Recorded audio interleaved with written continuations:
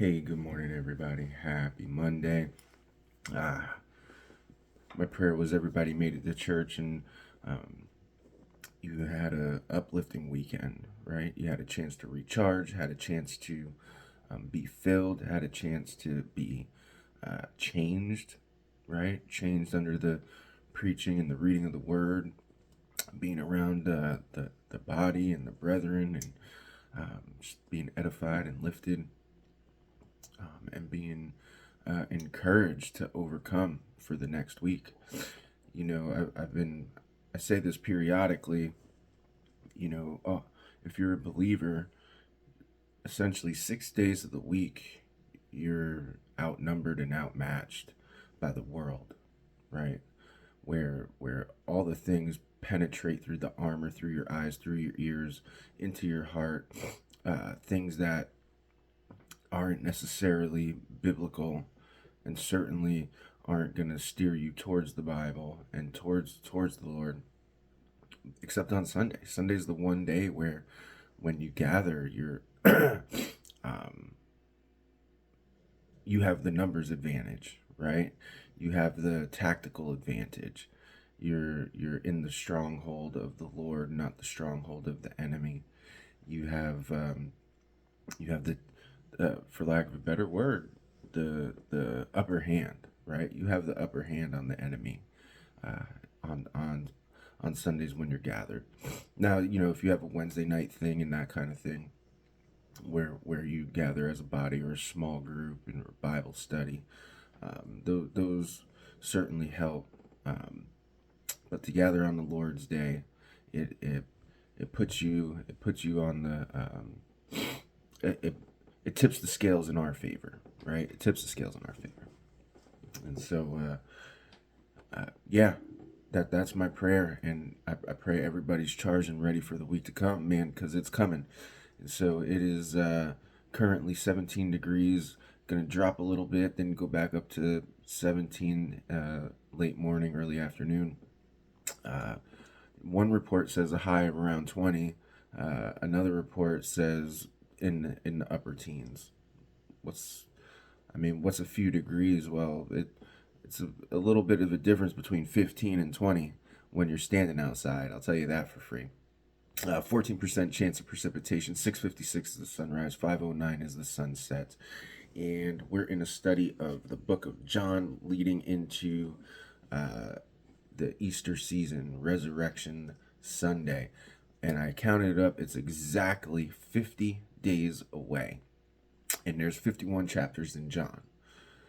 Um, and I don't know, and I'll have to pray on it some more because I don't have a clear direction from the Lord on how to do this. And part of me is thinking, just do a new chapter every morning for study. So that would put us into chapter 2, because we did do chapter 1 on Friday. Um, but there's so much. There's so much in here, and I even started earlier this year into our walk to the cross. Um, it's been perennially. I'll go through a Bible study of one of the Gospels, leading up to the Easter season and to Easter Sunday. And last year I did Luke, and felt rushed. This year I gave even more time, and it feels even more rushed. So yeah, and I'm kind of rambling on because I don't know. I'm where to start. But all right, the wedding at Cana, right? Chapter 2, the wedding at Cana. On the third day, there was a wedding at Cana in Galilee, and the mother of Jesus was there. So Jesus had a mom, y'all, right? We know that. Um, and Jesus' dad was God. So if you go back up to chapter 149, should be right around there. Nathaniel answered. So Jesus called Philip and Nathaniel to be disciples, and he Jesus spoke to Nathanael because he was and predicted where he was, or told him where he was under the tree, and um, they have an exchange, and uh, they're speaking, and Nathanael said, "How do you know me?" Jesus answered him, "Before Philip called you, when you were under the fig tree, I saw you." And Nathanael answered him, "Rabbi, you are the Son of God." Okay, so if he's the Son of God, that's the Father. And now here on in uh, John chapter 2, his mother was there. So we know who his father is and his mother is right there. Boom. Okay. Jesus also was invited to the wedding with his disciples. When the wine ran out, the mother of Jesus said to him, "They have no wine." And Jesus answered her, "Woman." Now, woman in a respectful way, woman it's a endearing way, that word, woman. Not like in a derogatory way, woman. What does this have to do with me? So,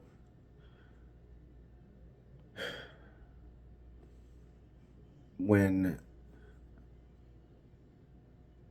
before he's ever shown a sign, miracle, or anything of that nature, Mary knows who he is. Mary knows that there's only one person who can fix this situation, right? And his mom goes to him and asks. So this is the start of Jesus' public ministry, where he is publicly doing sign miracles, showing the his power as God, but the power from heaven, and the power of his love, mercy, and grace. So this also starts the Messianic age. Okay, if this wedding and his introduction at the wedding, and if the church is his bride, right? This is symbolic of his being the groomsman. Okay.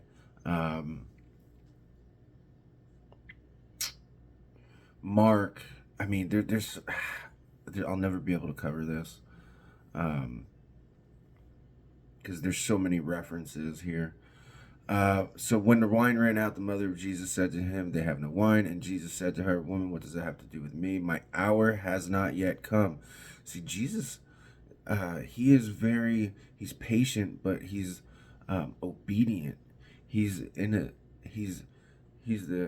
king, right? The king of Israel. He's the Son of God, but he's in submission. He's put himself into submission under God the Father. My hour has not yet come. His mother said to the servants, "Do whatever he tells you." Right? Do whatever he tells you. So now there's choice, right? She's saying, do whatever he tells you. Don't do something else, right? So there's a little bit of a choice, and there's an action, right? Do whatever he tells you. Believe his report. Believe what he says. Faith come by hearing, hearing by the word of God. That word of God is the report, the logos. Believe the report of the divine expression. See, Mary had faith Jesus would do it. Do we have faith Jesus would do it? Are we going to do whatever he says, whatever he tells you? Well, how do you know what he tells you? Well, you have to be in the word to know what he tells you. So how do you have faith? You have to hear the report. You have to believe what he says. You have to know him. You have to have a relationship with him. Like you said to Nathanael, before I called you, I knew you under the fig tree. Now, knowing him isn't just like I read the words off the paper and I can define the words and know what they mean. That's not knowing him. That's knowing of him or about him, But knowing him in a relational way, it takes effort, right? We see his effort for us all the time. His effort for us, he's calling us all the time, right? All the time. He wants a relation, uh, uh, a relational sacrifice. Any relationship takes sacrifice, y'all. Every relationship has a give and take, is a two-way street. And all the time he's calling to us, he's providing for us, he's making sure we have all our needs met. We have, as far as the needs category of life, we don't have to worry about a single thing. And you know he wants us to reciprocate that type of love, right? He wants that. So then it says, now there were 6 water jars there for the Jewish rites of purification. So they would wash up, right? And in these jars was sledges. It was the dregs of their hands and probably their feet too, and each holding about 20 or 30 gallons of dirty water. And so Jesus said to the servants, fill the jars with water, and they filled them up. So now they're doing, right? They're doing whatever he tells them.